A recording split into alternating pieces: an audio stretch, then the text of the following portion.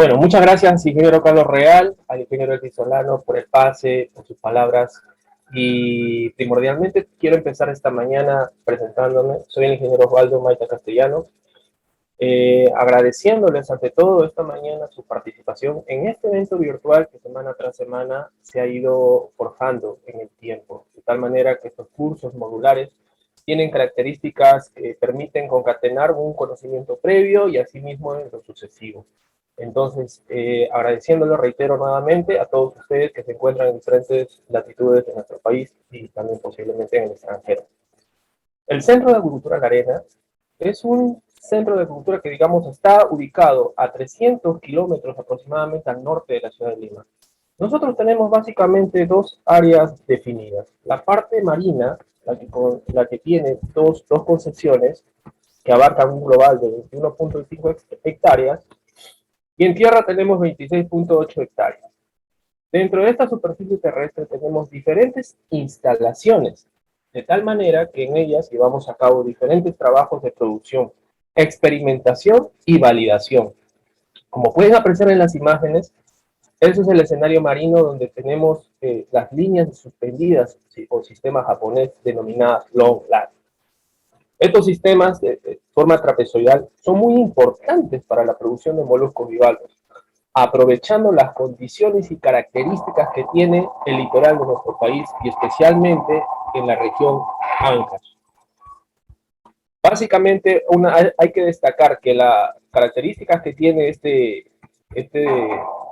escenario marino es que tiene amplia fauna microbiota, de tal manera que tenemos un afloramiento algal que permite que estos moluscos crezcan de manera óptima. Colindamos con una empresa privada que hoy por hoy es una de las empresas más grandes en la producción de concha de abanico. Entonces, eso define las características que tiene este centro de agricultura y el acceso que tenemos al mar con unas condiciones estupendas para la producción. Y más allá de los moluscos bivalvos, también se trabajan con peces marinos, de la variedad que tenemos para la Braxio meralis, también tenemos Anisotremus scapularis, más conocido como chita, o en el sur lo conocen como sargo. También venimos trabajando con macroalgas, la cual es muy importante para la economía interna de nuestro país. Hoy por hoy se ha diversificado tanto la gama de especies que se deben trabajar en la acuicultura porque la demanda es significativa. Y más aún cuando el prestigio de la gastronomía nacional está en boga y por lo tanto tenemos que asegurar el suministro de ingredientes que se prepara para esta actividad económica. Asimismo, quiero mencionar que en este centro de agricultura recibimos diferentes personas que vienen para ser capacitadas. Es decir, accedemos a internarlos para efecto de llevar a cabo diferentes operaciones productivas y compartir con ellos las diferentes metodologías de producción, ya sean de microalgas, reproducción de moluscos y también lo que es acondicionamiento y ensayos de reproducción de peces marinos. Como podemos apreciar en las imágenes, tenemos ahí diferentes bancos de germoplasma, de tal manera que tenemos asegurado las diferentes especies y gamas de microalgas que intervienen en la acuicultura.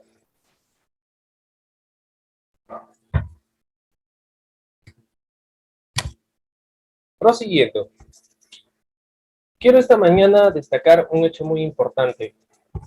En el paso del tiempo, el Centro de Cultura La Arena ha albergado a diferentes personas profesionales hoy, técnicos, operarios, que vienen brindando sus servicios en diferentes instituciones públicas, privadas, de tal manera que el Centro de Acuicultura ha trascendido en el tiempo y cumpliendo los objetivos fundamentales que tiene el FONDEPES como pionero de la acuicultura, que es promover el desarrollo de la acuicultura a través de los centros de producción para el desarrollo de tecnologías de cultivo y transferirlas al sector productivo.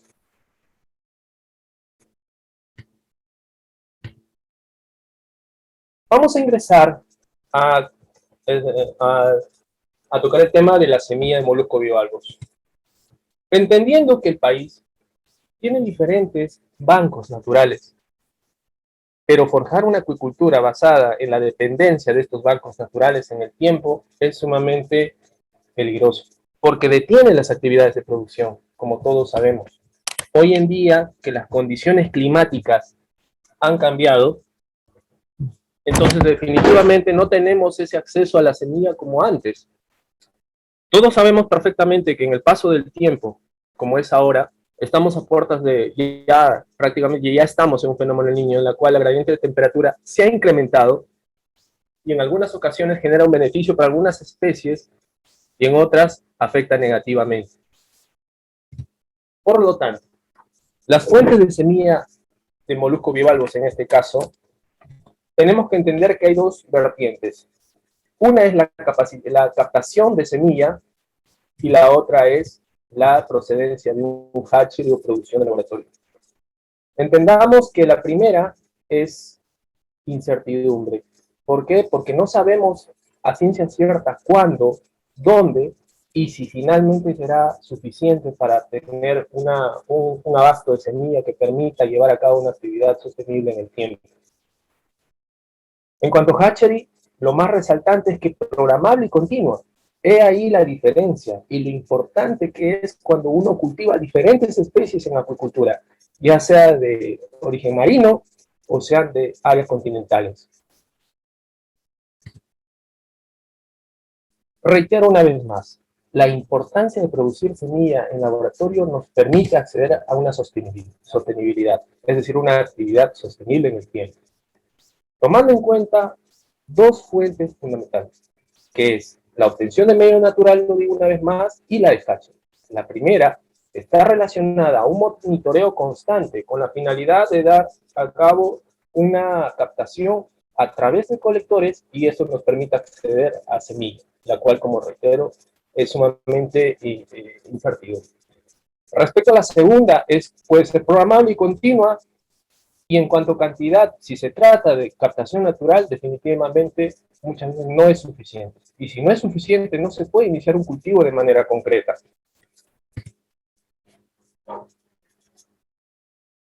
El Fondo Nacional de Desarrollo Pesquero, a través del laboratorio del Centro de Acuicultura de la Arena, viene produciendo semilla de moluscos bivalvos con la finalidad de promover y fomentar una actividad acuícola sostenible a través de las diferentes actividades de transferencia tecnológica. Nosotros en el Centro de Acuicultura trabajamos básicamente con dos especies. Entonces se diría es la especialidad, de tal manera que una es nativa y la otra es introducida. En este caso, en la exposición del día de hoy, vamos a tratar de vertir los conocimientos alcanzados con respecto a estas dos especies, de tal manera que vamos a conocer un poco más su naturaleza, los criterios técnicos como para poder llevar a cabo la producción de semilla y de esa manera ir conociendo los indicadores respectivos. Pero resalto la especie introducida porque esta especie llega a nuestro país, como pueden apreciar, en el año 1995, en el marco de un convenio establecido entre JICA, la Agencia de Cooperación Internacional del Japón, con Fundación Chile, y en este caso por contraparte de nuestra institución, en el año 95. Hay que tomar en cuenta que toda especie introducida no se puede limitar su desarrollo. Consideremos que en la actualidad muchas especies exóticas, como el caso de trucha, tilapias, son especies que han sido introducidas y definitivamente están logrando tenores de producción muy importantes en nuestro país.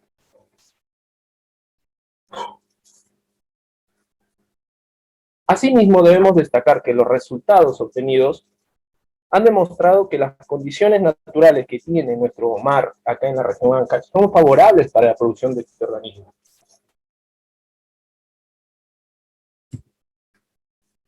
De tal manera, como podemos apreciar, en el presente año, en el afán de la diversificación de la acuicultura, muchas unidades productivas ya vienen desarrollando su cultivo, con la finalidad de tener la diversificación a la mano y de tal manera también promover el valor, de tal manera que tengan un acceso al mercado que les permita mejorar su calidad de vida.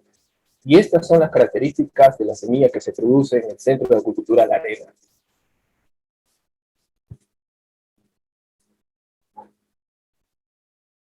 ¿Qué importancia tienen los moluscos en la acuicultura? Muchas. Debemos entender que esta especie, tenemos para el caso Barbopetum purpuratus, están dentro del conjunto de las 4 especies más comerciales que tiene nuestro país. Entonces, por ahí ya tiene una ventaja, una virtud que nos permite a nosotros asegurar que su trabajo que se ha ejecutado en el tiempo ha sido muy sustancial e importante para la economía de nuestro país. Pero debemos resaltar otras características más que tienen los moluscos. Dentro de la serie de características y beneficios que ella nos provee, vamos a resaltar algunas. Por ejemplo, son organismos que modifican su hábitat a través de sus propias estructuras físicas e incrementan la diversidad local. Como podemos apreciar en las imágenes, estos animales filtradores nos permite a nosotros ver que ellos filtran no solamente el fitoplancton, sino también el zooplancton. Las retienen a través de las láminas o filamentos branquiales, y esto a su vez ellas las usan como fuente nutricional para su desarrollo y su crecimiento. Recordemos que dentro del mundo de los moluscos no solamente están los bivalvos, también están los cefalópodos, los gasterópodos. Entonces es uno de los filos más amplios que tiene nuestro planeta. Otra característica a destacar es el alto índice de fecundidad. Muchas veces un organismo maduro sexualmente puede emitir tranquilamente entre 50 hasta 200 millones de huevos, lo cual nos aseguraría un trabajo operativo en un laboratorio hatchery. Otra característica más, otra importancia más, son consumidores primarios de la cadena trófica. Este aspecto quiero resaltar, porque hoy por hoy sabemos, por cultura, de que dentro del costo productivo que se invierte en peces, por ejemplo, se estima un 60% de inversión en alimento balanceado. En este caso, cuando usted cultiva moluscos, no incurre en ese gasto. Entonces, estamos desarrollando una acuicultura sin piensos, sin dependencia del alimento balanceado, lo cual, como todos sabemos, uno de los ingredientes fundamentales en los piensos es la harina de pescado. Como también debemos engranar el conocimiento, hoy por hoy las capturas o pesca de anchoveta han decaído sustancialmente. Entonces, esta es una alternativa concreta. Trabajar con organismos potenciales comercialmente hablando, pero que participen dentro del eslabón de la cadena trófica, o filtradores. Cuarto aspecto. Son una fuente de alimento con altos niveles nutricionales en la dieta del ser humano. Este aspecto, hoy por hoy, que se viene detectando altos índices de anemia en niños, ustedes saben y deben saber que estos organismos, cuando uno lo ingiere, tienen gran contenido de proteínas, vitaminas, como la A, la B, la C, especialmente la B12, la cual interviene en el bienestar del cuerpo humano, especialmente en las neuronas, en el cerebro, en la sangre, y participan en el conjunto genético que poseen las células de nuestros cuerpos. O sea, son altamente nutricionales.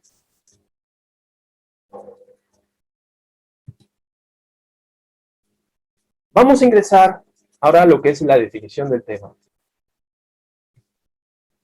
Pero para empezar la definición del tema, quiero presentarles o mostrarles virtualmente las instalaciones del área de producción de larvas.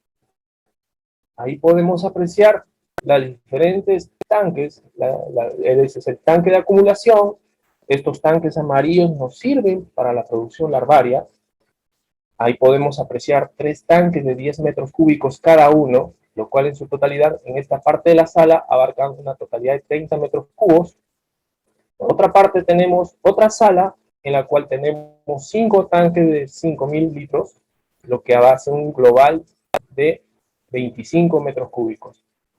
En estos tanques es donde se lleva a cabo todo el proceso productivo de las larvas, hasta llegar a la etapa del asentamiento larval y posteriormente el envío.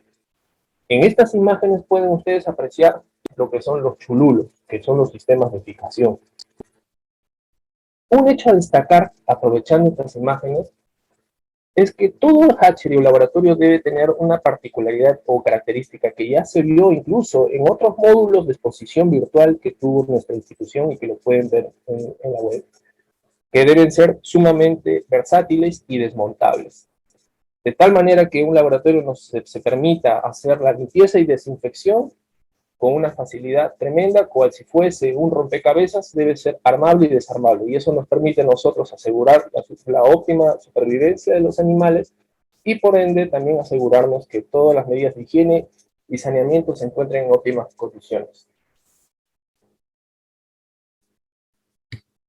Marco conceptual. ¿Qué son los criterios técnicos?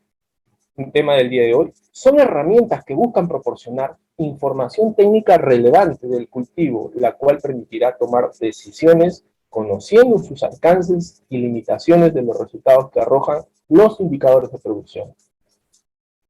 Por otra parte, los indicadores de producción son datos de referencia específicos que suministran información cuantitativa acerca del comportamiento de los factores físicos, químicos y biológicos que intervienen en el cultivo acuícola. Es de resaltar este aspecto cuando decimos son datos de referencia. Recordemos que la metodología que uno aplique en un lugar no necesariamente tiene que ser igual en otro. Tenemos que siempre ser estudiosos y, como dice, el criterio técnico nos diga cuál es el procedimiento adecuado para lograr llevar a cabo una producción exitosa. Por lo tanto, ¿cuál es el objetivo del día de hoy? Conocer los diferentes indicadores productivos con la finalidad de obtener la semilla de moluscos en ambiente controlado. Vamos a llevar un paralelismo de tal manera que vamos a abordar por un lado Argopecten purpuratus, por el otro lado Crassostrea gigas. Yo sé que el tiempo es corto. Realmente las diferentes operaciones productivas que se ejecutan en un hatchery son realmente amplias. Hay muchas variables, muchas situaciones que cambian de manera súbita y va a depender mucho del criterio del operador o de la persona a cargo del laboratorio para las tomas de decisión. Y conjugar esas variables en una mañana como hoy, con poco tiempo, es muy difícil, pero sin embargo vamos a abordar algunos aspectos necesarios a conocer.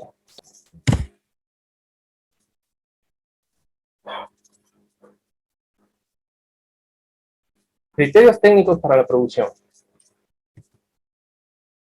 Esta mañana he querido resumir los diferentes criterios en 5 aspectos fundamentales para tratar de ser lo más explícito y entendible posible. 1, el cultivo de microalgas, seguido por la selección, acondicionamiento de reproductores, sucesivamente desove y fecundación, desarrollo larval y el cultivo post-larval. Entonces, vamos a proseguir abordando el primer item. Cultivo de microalgas. Entiéndase a través de esta gráfica que es el flujo de producción, donde podemos ver por cada lado las diferentes actividades que se tienen que concluir para lograr la producción de semillas. Pero este procedimiento no podría lograrse si no nos aseguramos de tener una vasta cantidad de microalgas. Y como podemos apreciar en las imágenes, estas tienen que ir trascendiendo en el paso del tiempo lo que se conoce como levantamiento del cultivo, que generalmente, aprovecho el momento ya para ir dando algunas pautas de indicadores, se aproxima que debe estar ya conciliado, definido, 10 días antes del inicio de un cultivo larvario. Eso quiere decir que dentro de la gama de especies de microalgas que se trabajan, realmente no hay muchas novedades, porque las especies que ya se trabajan son universales, de tal manera que ellas abarcan tanto las flageladas como las diatomeas. Y como ustedes saben, amigos que se encuentran en diferentes lugares del país, todos esos detalles técnicos ya se abordaron de alguna manera ya en eventos pasados similares a este. Y ustedes lo pueden encontrar a través del portal de YouTube en el link que ustedes pueden ver en sus pantallas. Entonces, si queremos entrar a detalles en esta mañana, va a ser muy difícil. Voy a tratar de abordar algunas y mayores alcances, ahí tienen la dirección correspondiente.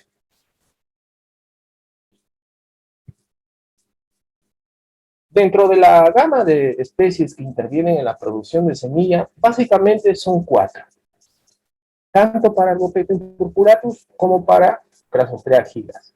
Ellas son Isochrysis galvana, Diacronema luterii, los Chetoceros calcitras y los Chetoceros gracilis. Detrás de ellas existen también otras especies, como Nanochloropsis, Tetracernis, que son especies importantes definitivamente, pero más que nada el caso de una Alliela y Tetracernis para la etapa de acondicionamiento de reproductores. Pero lo que es trabajo larvario, estas son las más importantes, porque hay que tomar en cuenta el tamaño o dimensión que estas tienen. Recordemos que estamos hablando desde 3 micras hasta 9 micras de tamaño. Y para lograr este cultivo, para resaltar o más que ello, a recordar, se emplea el medio Guillard, con la cual nosotros intervenimos los diferentes insumos químicos como el fosfato, silicato, nitrato y las vitaminas y los metales quelatados. Indicadores respecto a la producción de microalgas. Básicamente tenemos que tener en cuenta que si nosotros producimos una serie de microalgas ricas en nutrientes y todas distintas, las preparamos con la finalidad de poder cubrir la demanda del área de producción de larvas. Eso quiere decir que nosotros manejamos una tabla de alimentación. Esta tabla de alimentación, quiero resaltar, es referencial. Sabemos perfectamente que en el día a día los que nos dedicamos a los cultivos, cada día es distinto. Hay días que la gradiente de temperatura puede ser un poco más elevado, por lo tanto, la necesidad de contar con microalgas es definitiva y hay que tener que cubrir esa demanda. Por lo tanto, de lo que uno produce para el día debe tener a disposición por lo menos un 10 a 20% adicional si es que hubiese un cambio de programación. Pero esta es una tabla referencial, reitero una vez más. En la columna podemos apreciar la primera etapa, que viene a ser los 19 días, lo que representa los días que abarca el cultivo larvario. Aquí ya tenemos el término asentamiento larval. Vamos relacionándonos con este término porque lo voy a emplear muchas veces en esta exposición. Sabemos muchas veces que hemos oído la palabra fijación larvaria. Y bueno, coloquialmente se dice fijación larvaria, pero el término técnico es asentamiento larval. Este proceso, esta etapa abarca por lo menos unos 10 días. Incluso puede ser más, porque cuando usted programa el envío de semilla o poslarvas, puede que las condiciones marinas sean anómalas. Entonces, Capitanía ordena no embarque, por lo tanto, esas poslarvas tienen que permanecer todavía algunos días más en el laboratorio y por ende, el área de producción de microalgas tiene que tener suficiente cantidad de estas microalgas para podernos abastecer. Dentro de los parámetros ambientales que las microalgas requieren para poder alcanzar las densidades celulares óptimas, tenemos por el momento unas 5 ahí, las más fundamentales. La temperatura ambiental donde éstas se produzcan deben estar entre 18 a 22 grados Celsius. Puede ser 21, que es el límite permisible, 22, 21, 22, estamos bien, pero más de este rango no, porque ya incurrimos en un estrés. Por lo tanto, estos organismos empiezan a retraer su producción y por ende ya no expresan esa división celular que nos permite alcanzar la cantidad de células que deseamos. El pH, asegurarse que esté 7,5 a 8,2, valor absoluto. En cuanto a la salinidad, 36, el anhidrido carbónico, fuente que es abastecida por unos tanques de aire comprimido, la cual es sumamente importante para darle ese carácter de aceleración a las microalgas, la cual debe ser aproximadamente medio punto respecto al volumen total de producción.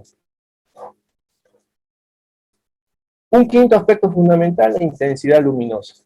Este detalle es muy importante porque si nosotros no controlamos la intensidad luminosa, no vamos a gatillar el proceso bioquímico que necesitan concluir estas especies. Recordemos que estamos hablando de la fotosíntesis. Entonces, hay que tener el control de este parámetro de tal manera que con un luxómetro estamos siempre verificando. Puede que las fuentes lumínicas estén deterioradas hay que ser reemplazadas inmediatamente. Y hoy en día también ya se trabaja con luces LED, lo cual confieren menos temperatura al ambiente donde se producen, y por ende eso también minimiza o reduce el funcionamiento digamos, el consumo energético, que es uno de los costos de producción más elevados.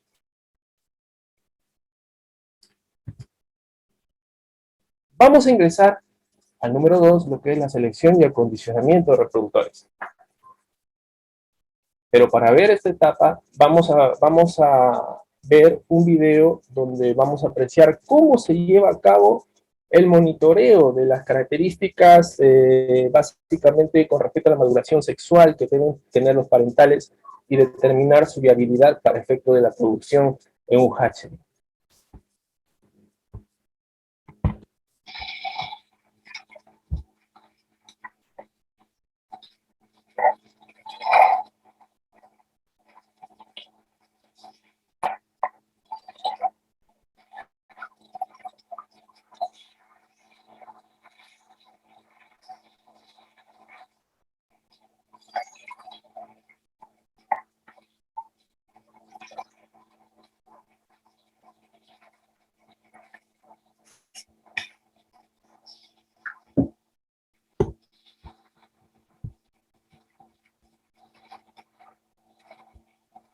Como podemos apreciar en las imágenes, ahí el buzo está aperturando los sistemas, cada piso, y verificando de forma cualitativa las características de madurez sexual que ofrecen los parentales.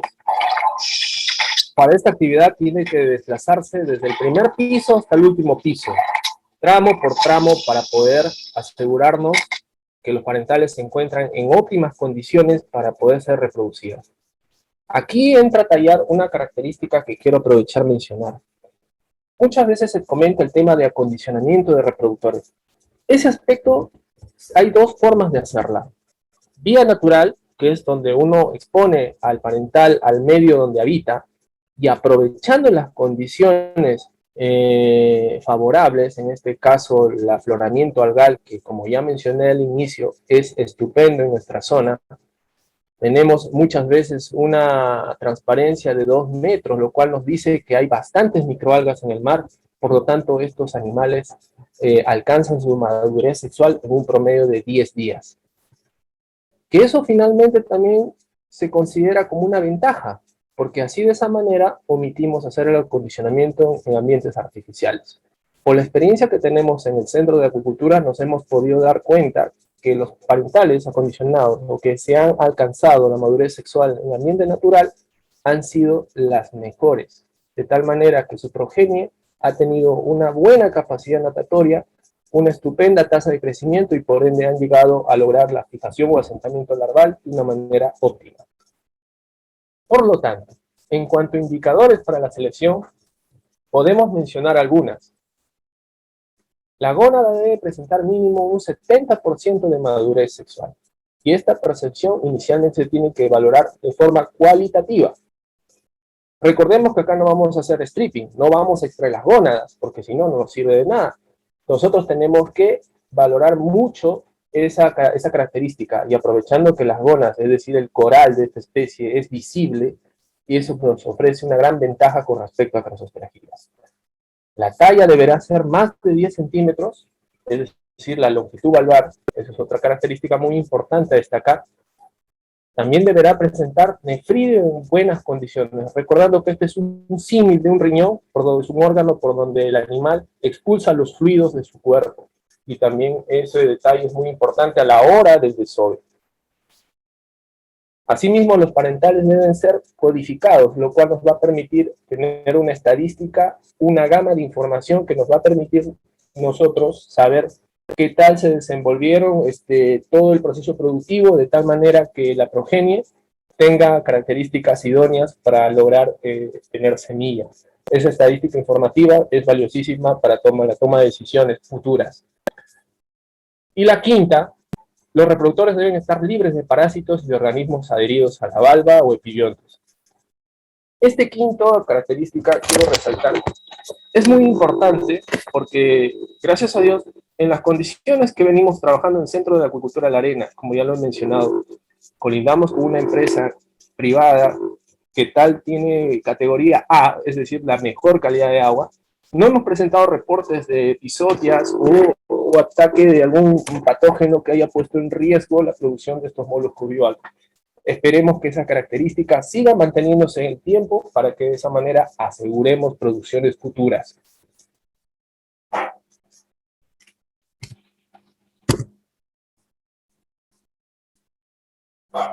Hablemos de los indicadores para selección para Copecten purpuratus. Nos hacemos la pregunta, si queremos hacer una reproducción, ¿cuántos ejemplares debemos tener? Entonces, para ese propósito, primero tenemos que ir por partes. De acuerdo a la referencia bibliográfica que es útil para nosotros en el ambiente productivo, tenemos una referencia según CID que hay 4 clasificaciones. La gónada en reposo, que es un estadio 0, en la cual no hay gametos formados. La 2, la gónada que está en proceso de desarrollo, la cual abarca estadio 1, 2, 3 y 4, que bueno, esta mañana cada una no voy a abordar. Lo que acá importa es llegar al estadio que es gónada madura, es decir, estadio 5, quiero decir. ¿Qué representa este estadio? Que la gónada se encuentra así como ustedes lo aprecian. Sumamente colorida, distinguida, donde la esturgente tiene unos colores definidos, sumamente ya propicia para la reproducción. Y para efecto de explicación, de ahí viene el estadio 4, 3 y 2 de lo que es gónada en periodo de desove. ¿Por qué lo resalto el número 4? Porque esto ya representa el momento donde ya el animal está expulsando los gametos. Entonces, disculpen, aquí entonces podemos apreciar que el aspecto gónada madura o estadio 5 es un lenguaje de reproducción en el ambiente hatchery para nosotros definir que ya estamos con ejemplares propicios para una inducción al desove. Y acá tenemos un pequeño ejercicio. Tenemos que entender, más o menos estimamos que un reproductor bien cargado, como lo que ustedes ven en la imagen, puede expresar o expulsar 40 millones de huevos. Entonces, acá viene una característica en este ejercicio. Si yo pretendo cultivar 10 metros cúbicos a una densidad larvaria, que esto es lo arbitrario, que nosotros debemos tener a 12 larvas por mililitro, eso quiere decir que nosotros debemos asegurarnos de tener huevo suficiente para partir el cultivo. Disculpen.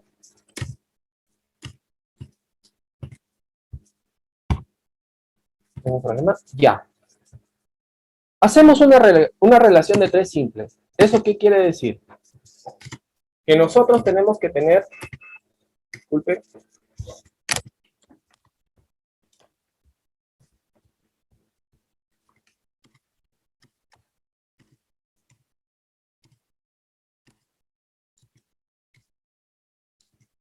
Ya. Problemas con el sistema. Entonces hacemos una relación de 3 simple, en la cual nosotros tenemos que definir que debemos tener 3 ejemplares de concha de abanico parentales. De tal manera que estos nos van a proveer los huevos necesarios, pero no debemos quedarnos en esa cantidad, sino debemos asignar también por la parte masculina una cantidad de ejemplares que van a aportar los espermatozoides, que generalmente se pone el doble de los que van a proveer huevos, en este caso 6. Van 3 más 6, van 9, se necesita hasta ahí 9. Pero se tiene que integrar 2 más, porque en el proceso reproductivo ocurre que hay a veces mortalidad. Entonces hay que evitar que eso interfiera en el proceso reproductivo, por lo tanto vamos a tener que asignar 2 ejemplares más. Disculpen, los problemas en el sistema.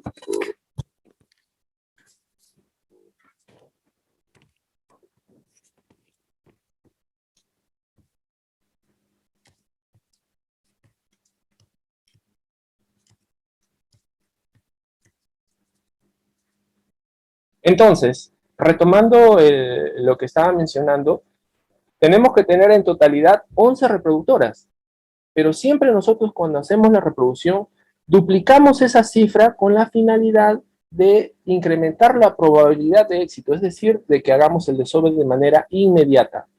Por lo tanto, vamos al resumen. Para 10 metros cúbicos iniciales de producción, necesitamos contar con 120 millones de huevos viables para la producción. Estos van a provenir posiblemente de 11 reproductoras, lo cual vamos a duplicar y lo que significa 22 reproductoras que debemos tener disponibles para llevar a cabo la obtención de los gametos necesarios y ser fecundados posteriormente.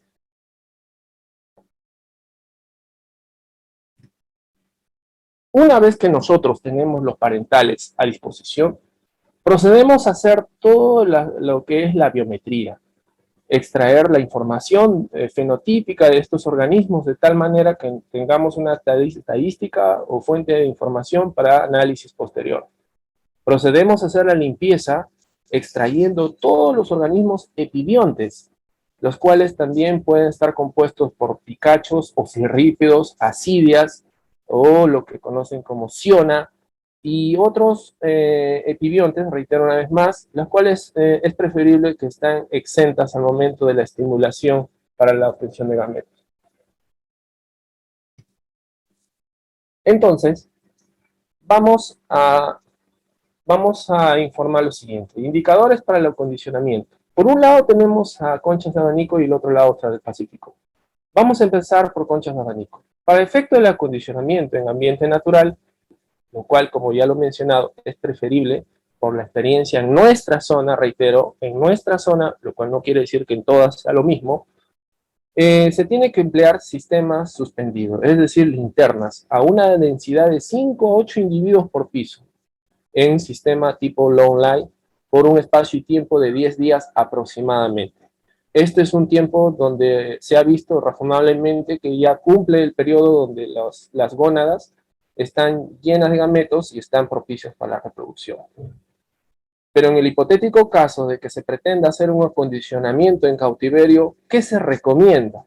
Se recomienda emplear microalgas flageladas, mayor a 90.000 células por mililitro, especialmente Tunaliella tetraselmis, las cuales tienen una dimensión muy superior a las que son isocrisis o los ketoses cálcicas. Estamos hablando de 10 a 20 micras. Entonces, eso refiere el hecho de que si usted quiere hacer acondicionamiento en ambiente en cautiverio, tiene que tener el área de producción de microalgas que le suministre densas cantidades de este alimento para poder lograr un acondicionamiento óptimo y lograr la reproducción. Asimismo, también se debe hacer una renovación de agua mínima al 200% si se hace un acondicionamiento en cautiverio. La temperatura del agua debe estar en un rango de 17 a 21 grados Celsius. El tamaño de los parentales debe ser mayor a 10 centímetros y una longevidad que no supere los 3 años. La salinidad en 37 a 39 y el pH de 7,9 a 8,5. Con respecto a ostra del Pacífico, el acondicionamiento se hace también en ambiente natural, por las características y condiciones que ya he vertido anteriormente. La producción primaria que existe en nuestra concesión es óptima, por lo tanto, eso nosotros lo aprovechamos. También ahí podemos confinar en los sistemas o linternas a una densidad de 5 a 8 individuos por piso y el tiempo que se estima para que las gónadas estén maduras sexualmente son 40 días. Es mucho más prolongado. En cuanto al acondicionamiento en cautiverio, que es la que más frecuentamos nosotros, tenemos que hacer un bloom de microalgas, es decir, proveerle a saciedad de tal manera que los parentales de ostras tengan, digamos, vasta cantidad de microalgas para poder alimentarse. Y esto, digamos, engorde y por ende también puedan tener las gónadas en madurez sexual lo más pronto posible. En este caso, tenemos que aplicar un sistema de recirculación o renovación mínima al 200%.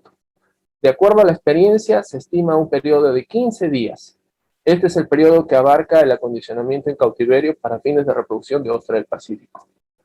Asimismo, también debemos alimentarla con la misma especie anterior, es decir, Tunaliella o tetraselmis, Esas son las microalgas más adecuadas para efecto de un acondicionamiento. La temperatura, como pueden apreciar, ahí hay una característica y digamos, a resaltar, que las ostras del Pacífico resisten altas temperaturas, es decir, más de 25 grados Celsius. Eso quiere decir que en las condiciones actuales que vienen presentándose en nuestro mar, en nuestro litoral, acá por ejemplo en la región Ancash, esta mañana amaneció con más de 23.5 grados Celsius.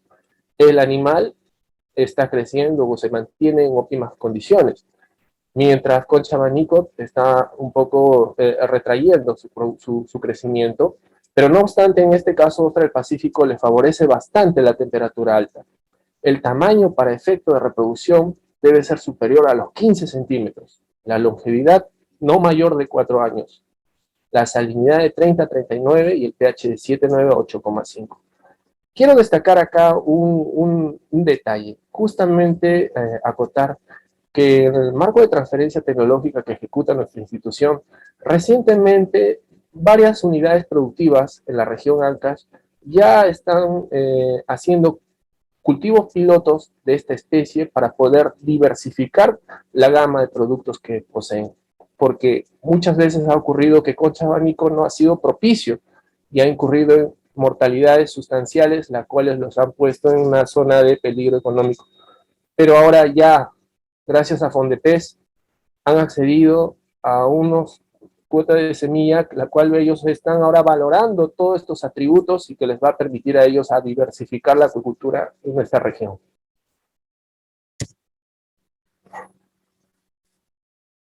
Pasemos a hablar de lo que es el desove y fecundación, para el caso de ostra del Pacífico. Así como les he mostrado un video donde pueden apreciar el momento que se reproducen la concha de abanico, en este momento vamos a ver a ostra del Pacífico.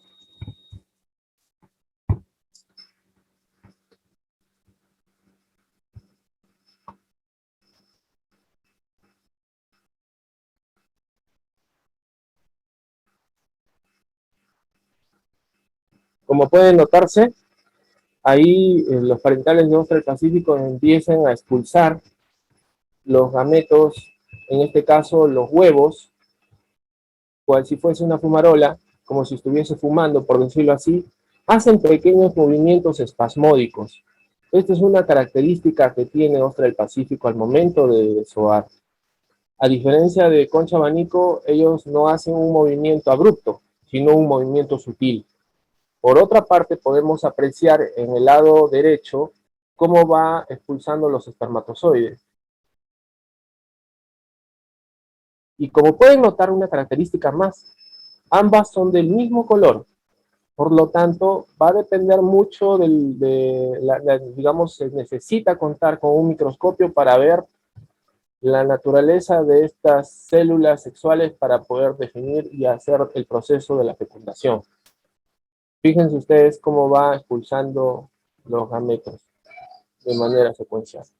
Recordar que estos son hermafroditas protándricos, es decir, su primera madurez sexual lo hacen como machos y después pasan a ser hembras. Es decir, ellos tienen alternancia. Un periodo de tiempo se comportan como machos y otro periodo se comportan como hembras. Eso es una alternancia. Eso es una característica que tiene ostra del Pacífico.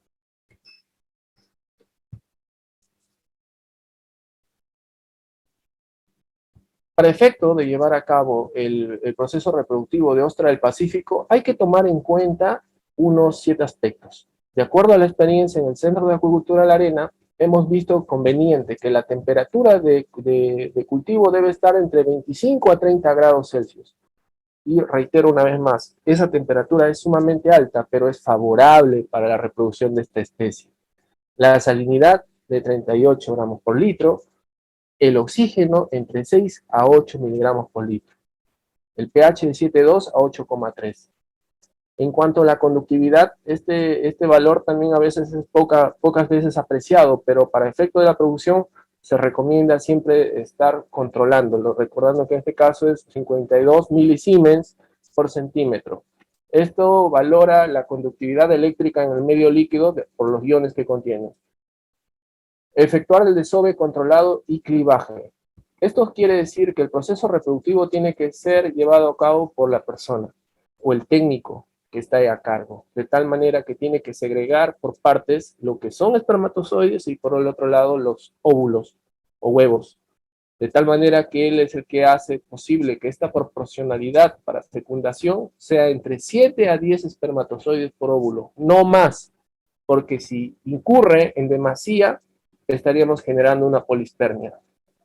Podemos apreciar aquí las imágenes a trasluz, cómo son pequeños huevecillos que están ahí flotando y decantando en la medida que van haciendo el clivaje.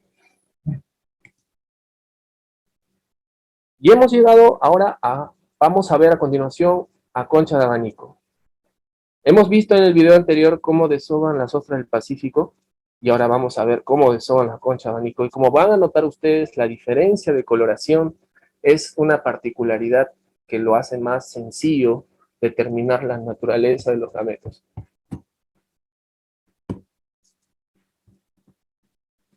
Por un lado tenemos ahí el momento que expulsa los óvulos. Fíjense ustedes. Eso justamente estábamos haciendo el ejercicio anterior, donde teníamos que determinar la cantidad de ejemplares para fines de reproducción.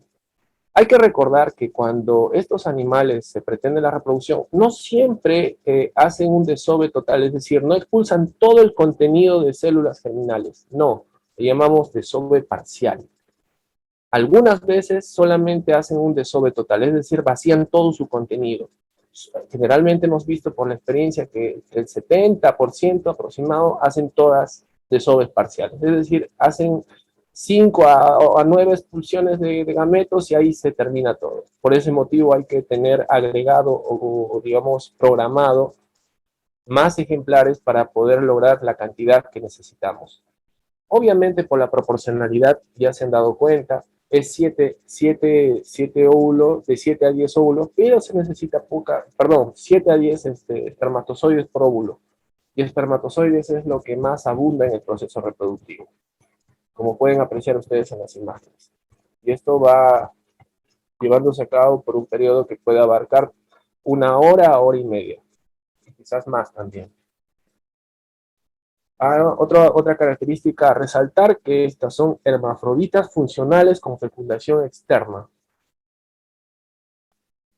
Es decir, paralelamente al mismo tiempo están desarrollando tanto óvulos como espermatozoides en el mismo tiempo. A diferencia de ostra del Pacífico, como ya lo dije, es protándrico y con alternancia. Inducción al desove. Para efecto de tener una obtención de gametos, tenemos que apelar a 3 tipos de estimulación, que ya lo tenemos ya validado. Es decir, aplicamos estimulación térmica, química y mecánica, de las cuales el más resaltante o lo que más se recomienda es la estimulación térmica, que consiste básicamente en la variación escalonada de temperatura, y una gradiente de 2 en 2 grados Celsius hasta llegar a 21 grados y luego descender. Esto gatilla el proceso reproductivo. Por otra parte, también tenemos la estimulación química. No usamos mucho esta metodología, pero lo he puesto para fines de conocimiento. Se puede usar peróxido de hidrógeno, pero no lo usamos, no. Se prefiere que haga todo un proceso natural. Lo que sí hay que resaltar ahí es la adición de gametos, sí, porque como en el proceso reproductivo generalmente lo que más se obtiene son espermatozoides, entonces esto también tiene sustancias o neurotransmisores que hacen que, como se dice, contagien o gatillen el proceso reproductivo de sus parientes. Y por otro lado también la radiación del agua de mar con ultravioleta. Este factor también es muy implícito porque obviamente para fines de reproducción y de cultivo el agua tiene que estar radiada. Y esto también aporta esa estimulación que se necesita. Por otro lado, también de acuerdo a lo que se ha podido denotar, también se puede usar serotonina, pero no se recomienda. La estimulación mecánica, implícitamente, al momento que uno extrae los parentales del medio marino, ya los está manipulando. Esto por sí ya la va estresando al animal y este estrés se manifiesta o trae como consecuencia el proceso reproductivo. Y por otra parte también la adición de altas cantidades de microalgas. Como pueden apreciar en las imágenes, esto también hace y las estimula para que este proceso reproductivo, es decir, todo lo que es el desove, sea lo más rápido posible. Y como podemos apreciar en las imágenes, acá tenemos un recinto volumétrico en la cual contienen los óvulos ya fecundados, esperando que pase ese tiempo de aproximado 30 minutos para ser sembrados en el tanque de incubación. Una vez efectuada la fertilización, inicia el clivaje. Durante el clivaje se extraen muestras reiteradas y aleatorias para determinar el índice de fertilización, que debe ser mayor al 80%. Lo que refiere aquí es que el proceso reproductivo, como ya mencioné el término, tiene que ser controlado y va a depender mucho del expertise y la proporción de espermatozoides por óvulo, lo cual permita que exista una fertilización óptima. Un factor importante es hacerlo lo más rápido posible dentro de lo que implica el proceso reproductivo. Hay que denotar que en el clivaje hay que verificar la formación del primer corpúsculo polar, después también la expulsión del primer corpúsculo polar, ya va transformándose el primer y segundo corpúsculo polar, la primera división y la segunda división. Generalmente estos cinco tipos de divisiones son los que hacen posible darnos la confianza de que el proceso reproductivo ha sido óptimo. Y esto no se puede lograr a simple vista. Se necesita sí o sí el manejo del microscopio y hacerlo, como sí lo he mencionado, de la manera más eficiente posible, es decir, el tiempo más corto. Va a depender mucho de la habilidad y el expertise del personal que esté calificado para este propósito. Desarrollo embrionario y etapas de desarrollo. Este aspecto es prácticamente lo mismo en ostra del Pacífico.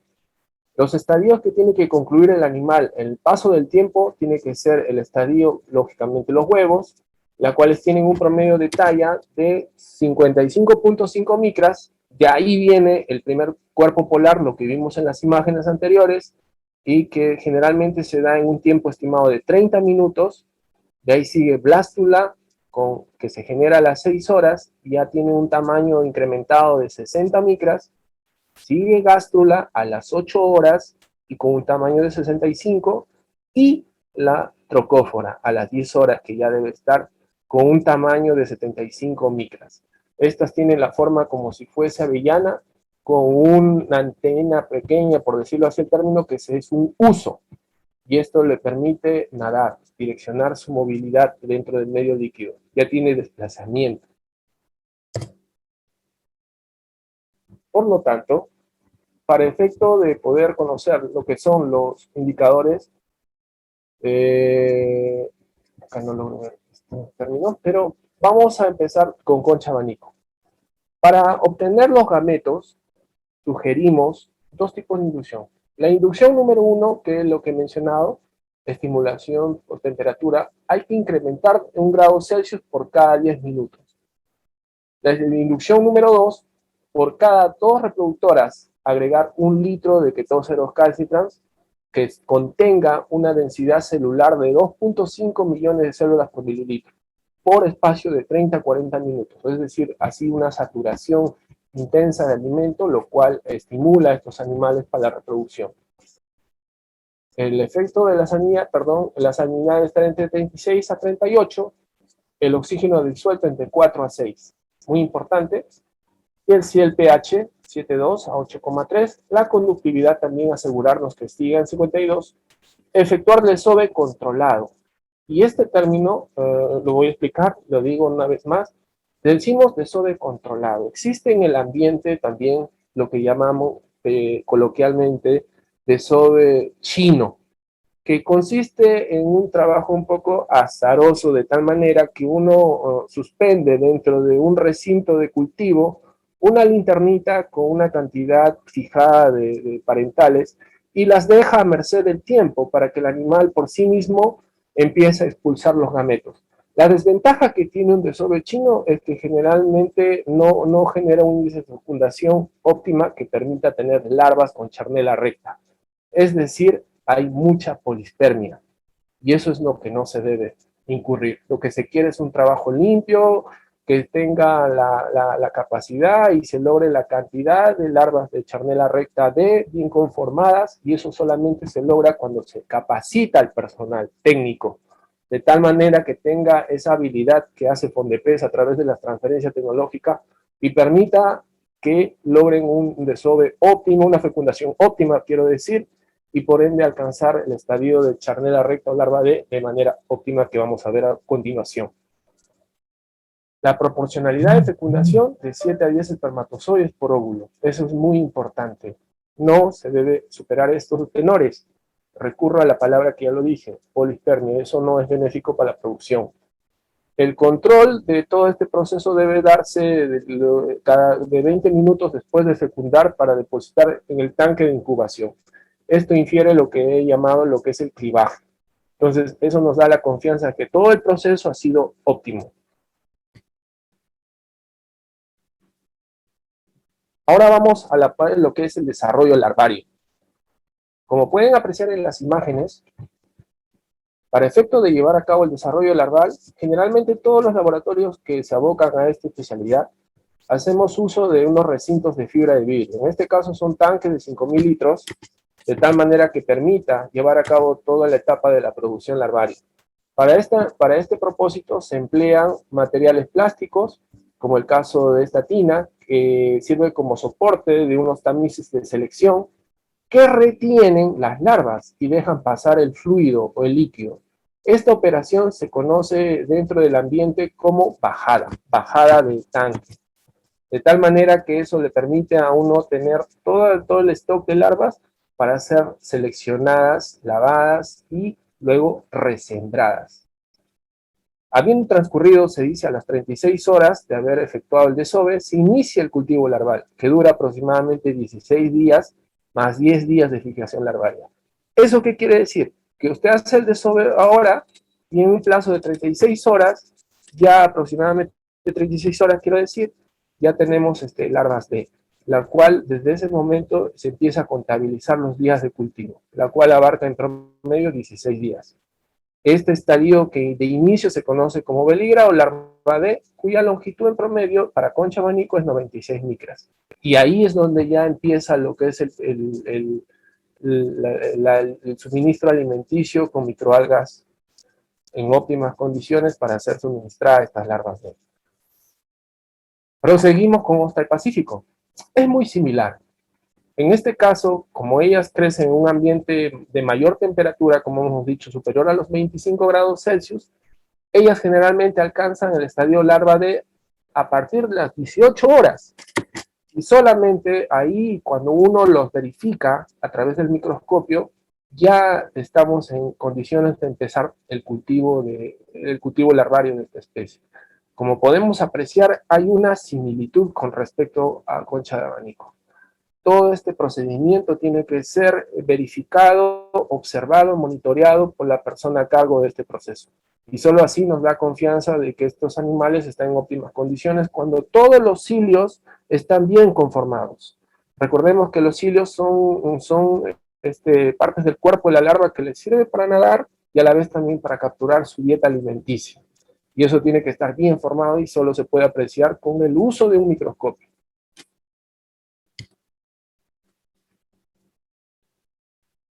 En este momento vamos a explicar cómo interpretamos o cómo se segrega, cómo es el proceso del cultivo larvario.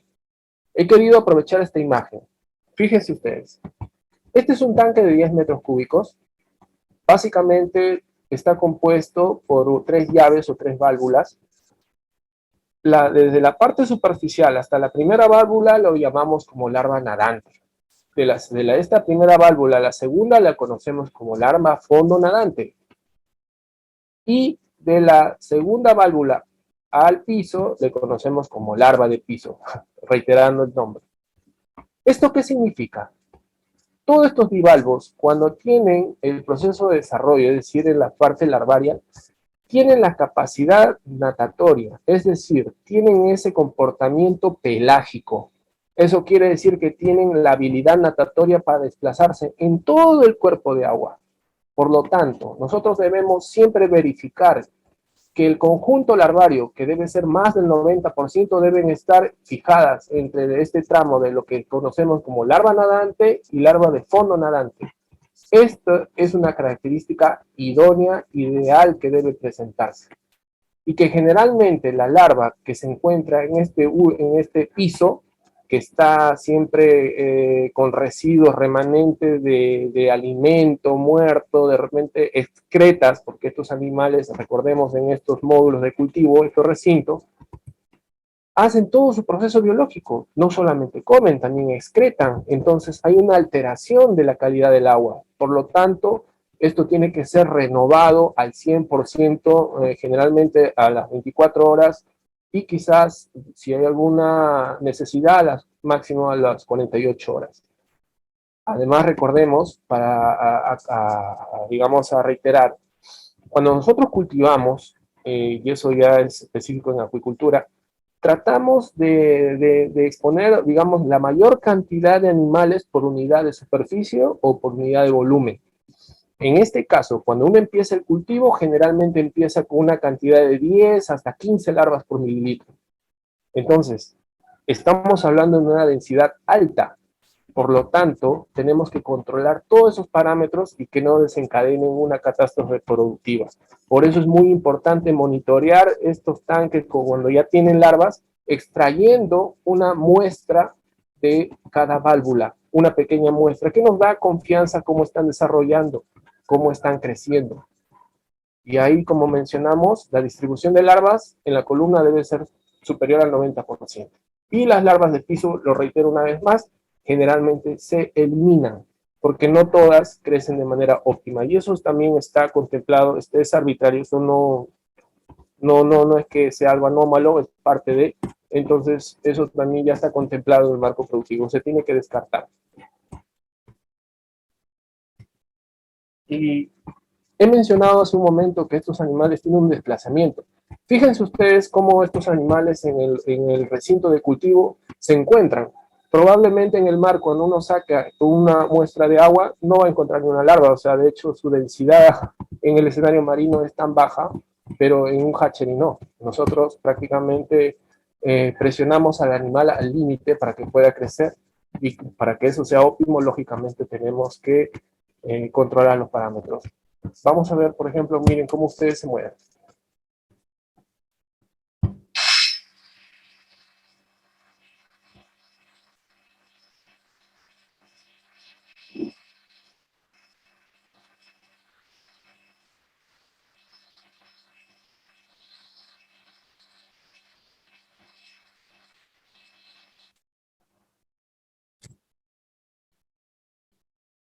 Asimismo, manejamos una serie de formatos. He querido esta mañana compartir con ustedes. Son varios formatos en realidad, de los cuales los dos más importantes son estos. El primer formato podemos ver que se conoce como formato registro de SOBE, donde básicamente se pone el código de SOBE, la fecha que se realice el desove, la hora de inicio, la hora final. Como ya lo mencioné, en el mejor de los casos a veces es rápido, si no hay que tener paciencia, a veces el proceso reproductivo abarca muchas horas y eso es parte de, o sea, no escapa. Recordemos que son animales, son seres vivos y no son máquinas, entonces son parte del comportamiento que los animales expresan, pero como lo dije anteriormente, tratamos de hacer un trabajo orgánico, limpio, sin apelar a recursos químicos que puedan estresar o poner en riesgo su vida de los parentales. Asimismo, podemos apreciar aquí que se pone la cantidad de reproductoras. Bueno, esa cantidad que ya hicimos, lo manifesté en una diapositiva anterior, es decir, la cantidad total. De estas se verifica quiénes desovaron totalmente, lo cual, como ya lo dije, es casi difícil que un organismo expulse todo su contenido reproductivo, o sea, es poco realmente. La mayoría sí son desoves parciales, es decir, de todo el contenido de células germinales expulsan el 30%, 50%, y eso sí, está contemplado. Otras que tampoco no desoban, porque pasa también, por más que se estimulen, no desoban, también se registra. Asimismo, también se ponen las reproductoras que puedan morir en el proceso. La talla promedio, lo cual ya vimos en las imágenes, que son los controles biométricos, la procedencia, el tipo de desove. Bueno, te hemos dicho que apelamos y hacemos y se recomienda el desove controlado. El número total de ovas entre fecundadas y no fecundadas, esto para saber el tema de la estimación, el porcentaje de fecundación y las observaciones correspondientes si lo hubiera. Por otra parte, tenemos el formato del día a día, que consiste fundamentalmente en contabilizar la cantidad de semillas actuales con respecto a la cantidad de semillas que partieron del cultivo. El tamiz, que es el elemento fundamental en un hatchery que nos permite seleccionar por la talla la población respectiva. Ahí es donde nosotros hacemos la medición correspondiente, lo registramos, y lo que en estado porcentual representa. Esto ya es una percepción cualitativa que nosotros también le damos crédito al momento de la producción. También tenemos ahí que registrar el tipo de alimento que nos ha estado proveyendo el área de microalgas, la cantidad celular que ellas contenían, el control de temperatura y también los parámetros en el tanque de cultivo. Y naturalmente también las observaciones si en caso lo hubiera. De repente corte de fluido eléctrico intempestivo, anomalías en el sistema de aireación, entonces todo se registra, todo vale. O sea, la información no se limita, se puede incluso hacer otra hoja más y más observaciones. Esto solamente es referenciado. Pero cuando hacemos cultivo larval, tenemos que cuantificar. Cuantificar quiere decir, tenemos que saber qué cantidad de larvas tenemos. Para esto también tenemos acá un ejercicio rápido, que es entendible, es fácil de comprender. Esto representa, por ejemplo, el recinto de cultivo. Este es el tamiz selector o el tamiz que retiene a las larvas, y acá está la tina que deja pasar el fluido.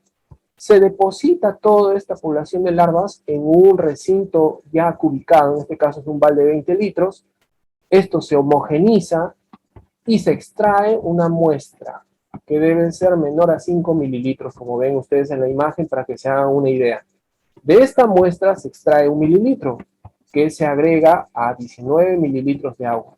Con lo cual tenemos aquí una dilución. Se homogeniza, se extrae una muestra de 1 mililitro y se deposita en una cámara Sedgwick Raster. Esta cámara tiene la propiedad de albergar solamente 1 mililitro, es como una micropiscina. Se empieza a efectuar el conteo con un contímetro. Si usted tiene buena memoria, omite esto, y hace una relación de 3. Supongamos que acá contamos 7 larvas en 1 mililitro, nos preguntamos cuánto hay acá en 20 mililitros, tenemos la respuesta, y esto representa el mililitro que sacamos de la muestra inicial. Por lo tanto, en este balde que es 20 litros, ¿cuántas hay? Multiplicamos y dividimos, podemos aseverar en este conteo que tenemos 2.800.000 larvas. Estos conteos pueden ser reiterados, de hecho, se prefiere que sean 2 mínimo, si no son 3, se pondera y de esa manera tenemos ya una cantidad o una cifra mucho más confiable. Y esto nos permite a nosotros tener un control y registro de la población larvaria en nuestro hatchery. Entonces, en esta imagen podemos un poquito reconocer lo mismo que pasa con ostra del Pacífico. Se emplean tamices. Seguramente ustedes ya conocen ese término, pero lo reitero una vez más, se conocen como tamices. Estos tamices selectores están compuestos de una malla nital o malla nitex, la cual es sumamente cara. Estas tienen la propiedad de retener en función al micraje o la abertura de malla, quiero decir. Y como ven ustedes en la imagen, toda la población larvaria se procede a hacer el lavado, porque sí, se tiene que lavar. Recuerden lo que dije hace un momento, en el medio donde se cultivan, ellas comen, también defecan, hay una alteración, también puede haber algunos agentes o unas partículas ajenas al cultivo que pueden perjudicar, por eso se pone incluso un tamiz de mayor número o de mayor tamaño para retener cualquier suciedad o polvo que puede pasar por más que uno tome las medidas correspondientes. Y de esa manera tenemos acá, como ven en las imágenes, un conjunto larvario. Esa coloración es generalmente el color de las microalgas que ingieren. Recordemos que su valva todavía es translúcida, por lo tanto son sumamente frágiles. Este procedimiento tiene que hacerlo lo más rápido posible. Lógicamente para el animal es un poco traumático, pero es necesario hacerlo con la delicadeza del caso. Y luego esto dividirlo. Recordemos que cuando uno cultiva, la población va a tener una dispersión de tallas. Entonces, estos tamices nos permiten seleccionar, como decir, larvas grandes de larvas medianas.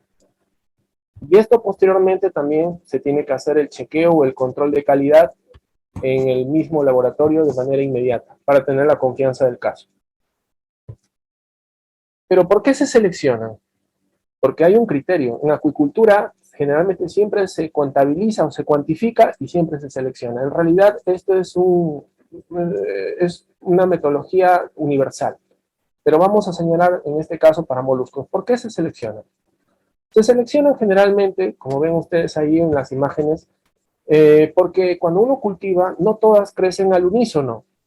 Hay una dispersión de tallas en el tiempo. Algunas crecen, la expresión de desarrollo, crecimiento es más alta, otras son más pequeñas, otras son medianas, por lo tanto hay una dispersión de tallas, reitero una vez más la palabra. Por lo tanto, esto infiere en el proceso productivo. Lo que nosotros tratamos a través de ello es que se estandarice, digamos, que se genere una simetría. En este caso, así, cuando hay una población donde difieren de tallas, se genera una asimetría positiva, una asimetría negativa, y esto trae consigo repercusiones negativas en el cultivo. Lo que conviene es uniformizar tallas. Eso es lo que conviene. Y esto se logra gracias a estos artículos o estos tamices, como ya lo he manifestado. Y de esa forma, matemáticamente, lo que buscamos es que toda la población esté lo más cercana a la media.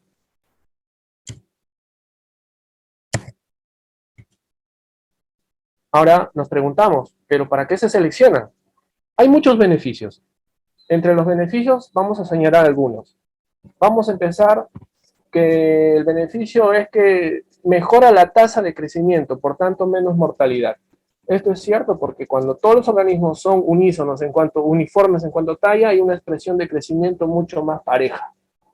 Para optimizar el alimento suministrado, ¿ese sería otro beneficio más? Sí, porque nosotros de acuerdo a la tabla ya sabemos qué cantidad suministrar y calculamos la cantidad de células que van a ingerir cada animal, cada larva.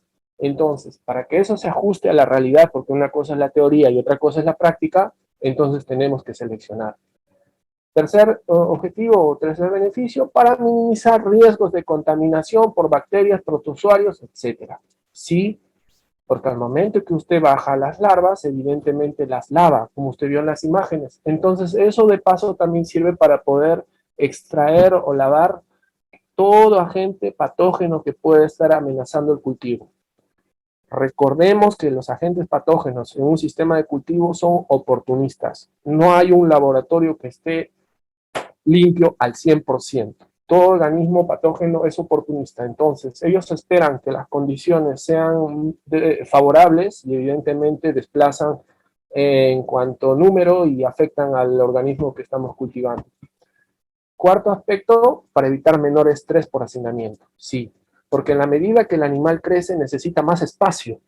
Y entonces, a través de una selección correcta y adecuada, nosotros definimos la densidad que es más idónea en función a su talla. Y eso se puede verificar a través de una tabla que más adelante vamos a ver. Porque ya hay un cuadro, ya hay una tabla, hay una referencia, y uno se basa en ello para el cultivo. Estadios larvales. Generalmente los estadios larvales en los moluscos, incluyendo ostra del Pacífico, Orgopectin purpuratus, de acuerdo a los autores hay muchos tipos. Nosotros acá en el laboratorio, el Centro de Acuicultura La Arena, manejamos 4 para entendernos.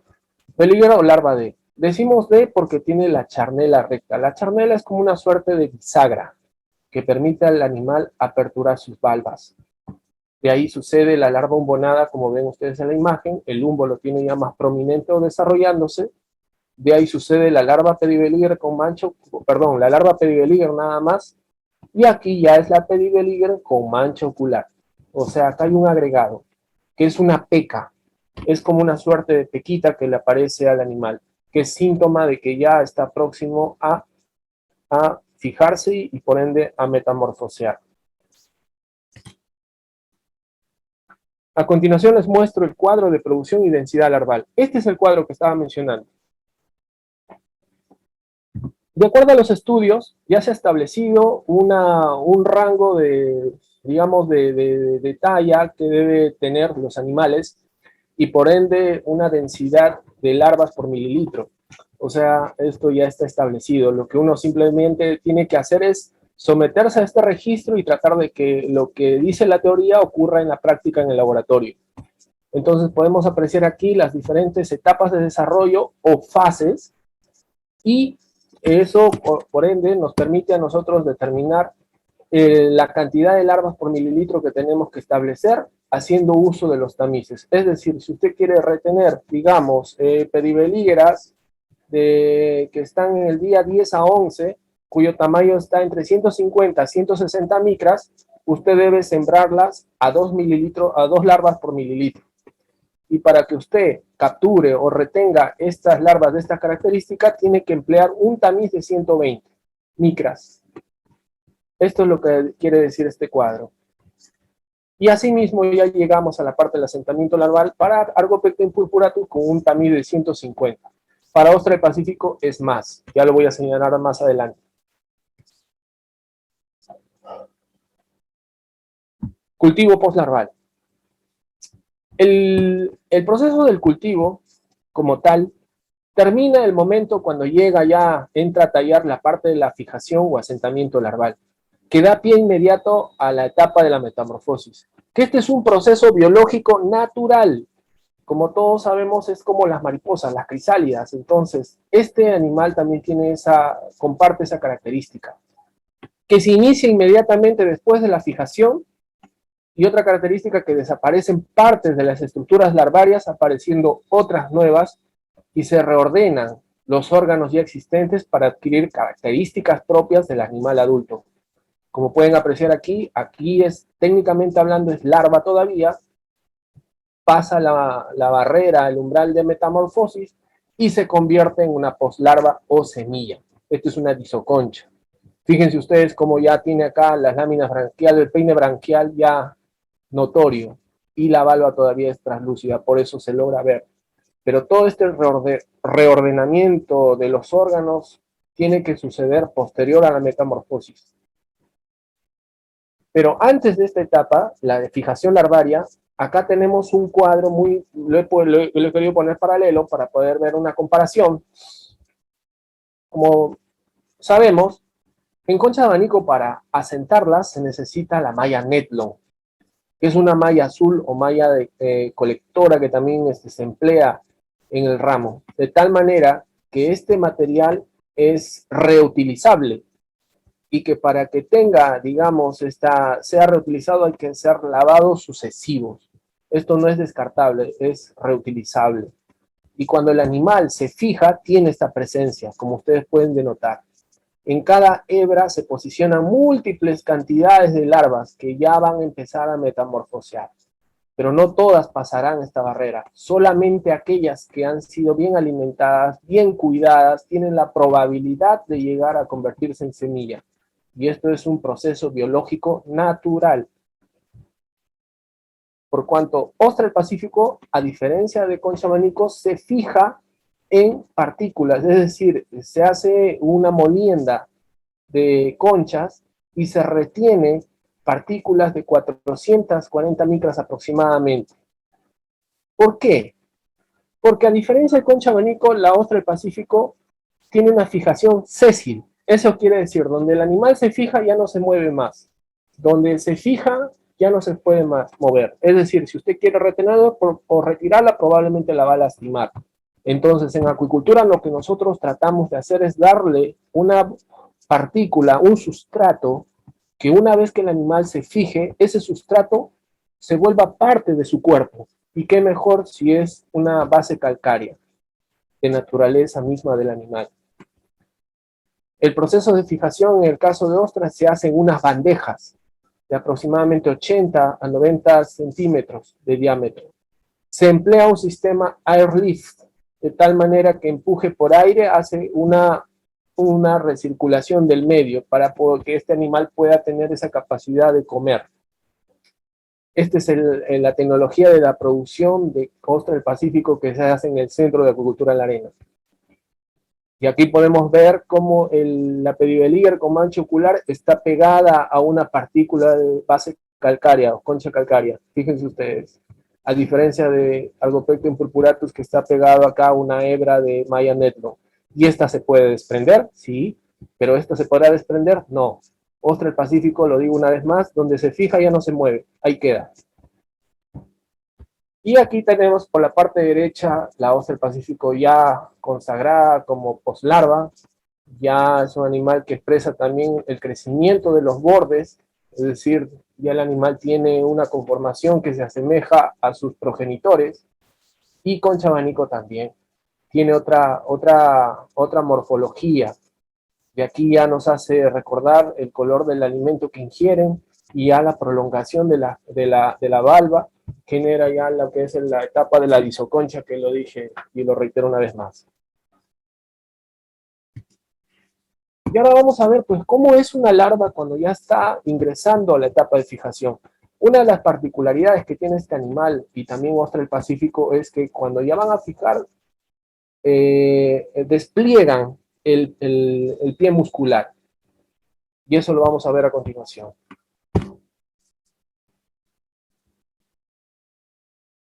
En ese momento, la larva, a través del pie muscular, fíjense ustedes, va reptando, va buscando la mejor zona donde ella se sienta cómoda, y ahí es donde va a segregar el viso, que es como una sustancia filamentosa que se endurece en contacto con el agua, y ahí va a ser donde el animal va a empezar a metamorfosear.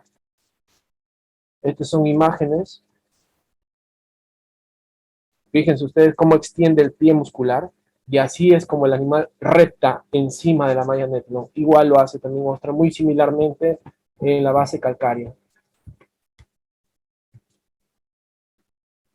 A tomar en cuenta que nosotros podemos predecir el tiempo que va a tomar desde la fertilización hasta la metamorfosis, ya que varía inmersamente a la temperatura. Es decir, cuando hay más temperatura, el tiempo de cultivo es más corto. Y esto también se puede expresar matemáticamente porque ya existe un manejo de datos. Esto se expresa a través de una regresión lineal, que lo he puesto para efecto de conocimiento. Entonces, estas son las características del trabajo que se viene realizando en el Centro de Acuicultura La Arena, y ahí pueden ustedes apreciar cómo ya la poslarva tiene una bonita forma. Ahí está el peine branquial, cómo todavía tiene el pie muscular que va desplegando, y ya habiendo metamorfoseado todavía tiene ese desplazamiento. Esta característica, por ejemplo, no la hace ostra del Pacífico. Simple y llanamente, reitero, se fija y ahí queda. Indicadores para la producción de semilla. Acá he tratado de resumir lo más resaltante en cuanto a la producción de semilla de estas dos especies. Estas dos especies que son, que las posee el Fondepes, el Centro de Acuicultura de la Arena. Por concha abanico podemos decir que para que usted cultive se recomienda una filtración de agua a 5 micras. En ese sentido, ostra del Pacífico también, o sea, ya hay una semejanza. La esterilización del agua debe ser con ultravioleta, también para la otra especie. La fertilización también, de 7 a 10 espermatozoides por óvulo. Pero aquí ya comienza la diferencia. En cuanto a Argopecten purpuratus, el alimento que va a ingerir, de acuerdo a la tabla, se estima entre 20.000 células y termina fijando es decir, con 50.000 células por mililitro. Y esta debe ser dividida en 4 raciones. No ser alimentada de frente de un solo tiro, sino que tiene que ser dividido. En cuanto a ostra del Pacífico, la cantidad que requiere alimentarse es mucho más profuso, más denso. Eso quiere decir que el animal tiene que comer de 20.000 a 90.000 células por mililitro. El juego de tamices de selección que ya he mencionado, que son uno de los artículos más importantes en un hatchery, abarcan del número 45 hasta el 150. Este es un juego de tamices universal que si usted quiere producir concha de abanico necesita este juego de tamices. Austral Pacífico es lo mismo, pero hay que incrementar dos más, que es el a 180 y 220, porque este animal se va a fijar cuando ya tenga 330 micras.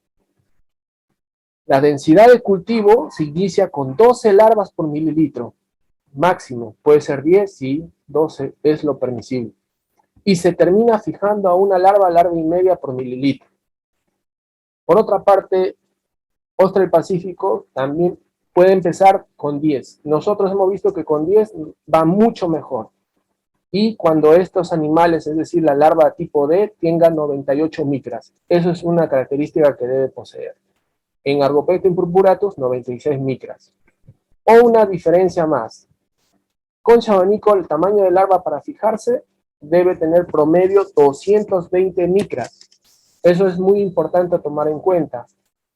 En cambio, la fijación de Austral Pacífico, el promedio de talla debe ser 330 micras. Acá, otra característica importante, para que se fije la larva de concha de abanico, la proporción es que por cada 100.000 larvas pedibelígeras con mancha ocular, se necesita un chululo. Esa es la proporcionalidad para efecto de la fijación larvaria en concha de abanico. En cambio, para fijar ostra del Pacífico, la proporción es 700.000 larvas de pedibelígeras con mancha ocular por 100 gramos de conchuela molida, depositadas en una bandeja de diámetro de 80 centímetros. La renovación del agua debe ser 100% diario, lo mismo para ostra. A partir de ahí ya comparten semejanzas o similitudes. Las que están resaltadas en negro son las más distinguidas. Esa es la que he querido resaltar. La conductividad 55 a 57 milisiemens por centímetro, lo mismo para ostra. pH de 7,5 a 8,8, lo mismo para ostra del Pacífico. La temperatura para concha de abanico entre 17 a 22 grados Celsius como máximo, está bien. En cambio, para ostra del Pacífico la temperatura tiene que ser más, de 27 a 32 grados, está excelente. Este animal, como lo dije y lo reitero, le encanta la temperatura alta, y eso es bueno para ellos. La salinidad de 37 a 39, lo mismo para ostra. El pH de 7,9 a 8,5. Y en cuanto a la desinfección de los recintos del cultivo, de acuerdo a la experiencia, lo recomendable es que se use al 5% cloruro de sodio, hipoclorito de sodio a 15 mililitros por litro de agua diluido. Esos son los más puntuales. Detrás de esto, lógicamente, hay más detalles que mencionar, pero esta mañana he querido resumir los más importantes. Una vez que se cultiva las larvas, han pasado la metamorfosis, tenemos isoconchas, ¿qué se hace? Se llevan al mar, porque todo el tiempo no podrían estar en un hatchery. Tienen que ya encarar el medio natural y alimentarse de los nutrientes que posee el mar. Y para lograr ese objetivo tenemos que tener una línea tipo long line o sistema japonés instalada en la concesión marina.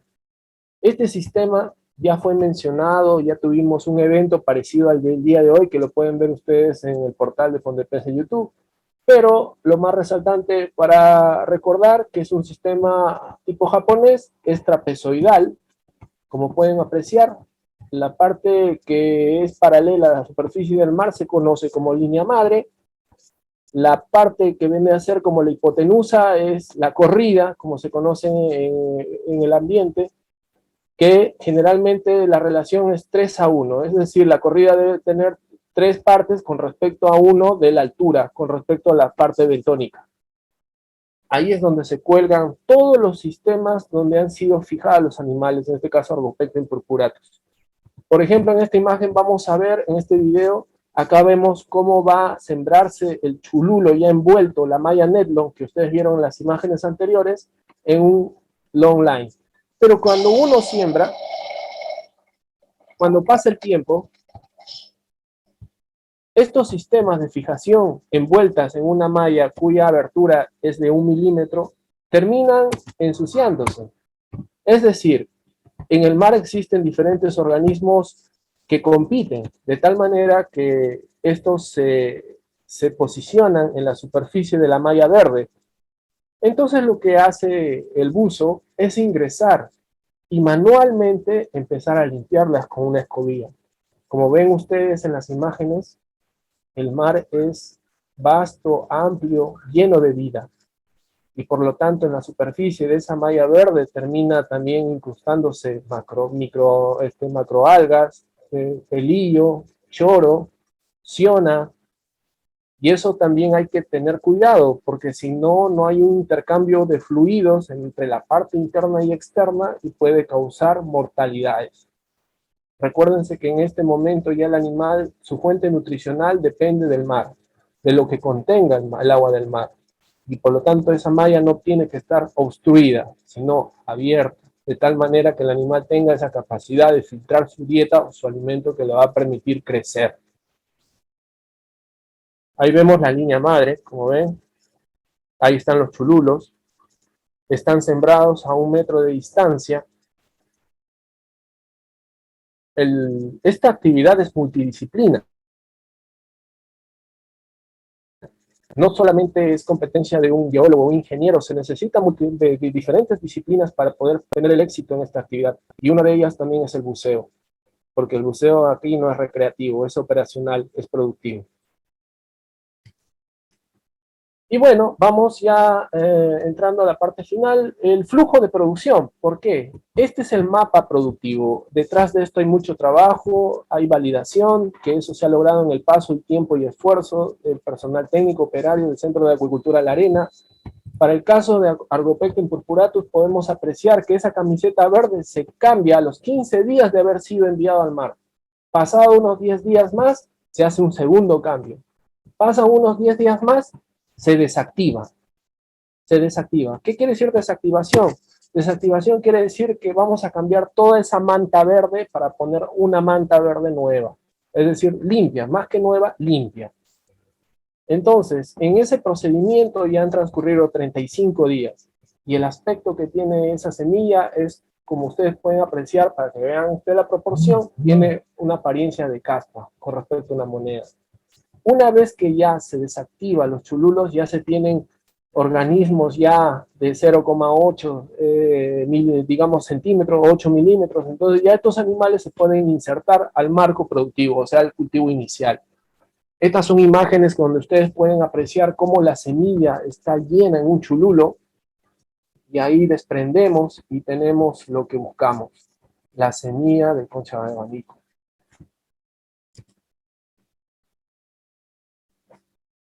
Hablemos ahora un poco de lo que es los retornos, un aspecto muy importante también en la producción.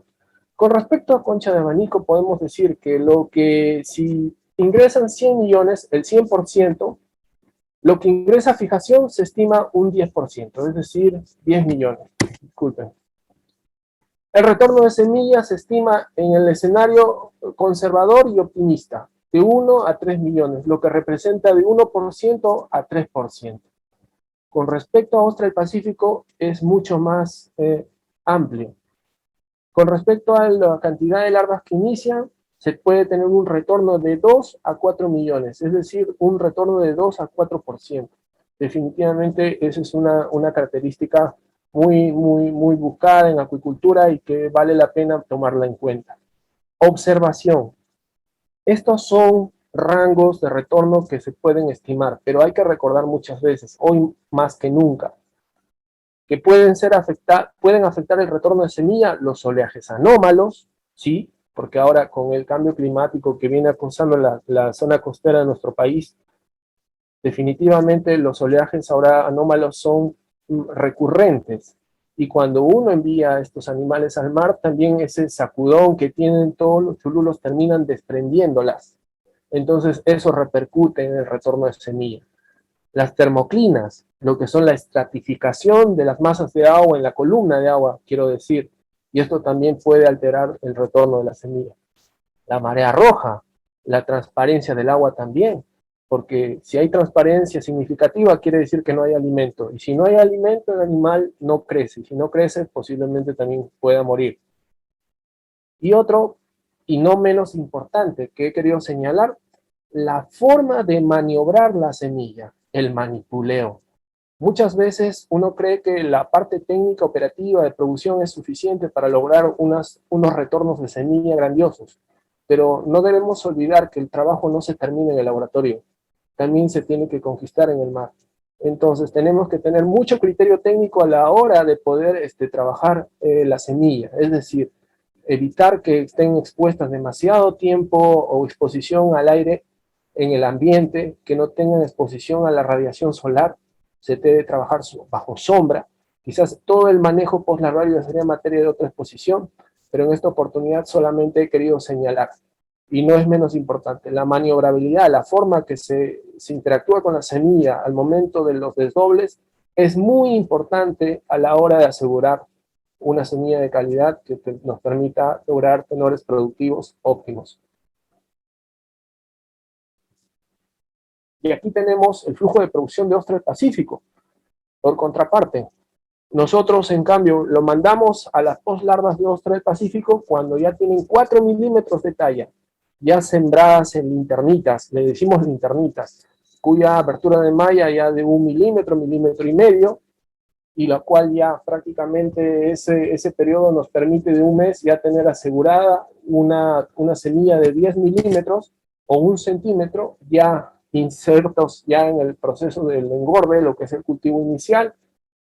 Y recordar que esta especie tiene en promedio de crecimiento de 10 milímetros, es decir, 1 centímetro por mes, de acuerdo a la experiencia vista en el Centro de Agricultura de la Arena, y que la tasa de mortalidad por mes es menos del 0,5%. O sea, esa tasa de mortalidad realmente es muy agradable, ¿no? Definitivamente es muy poquito.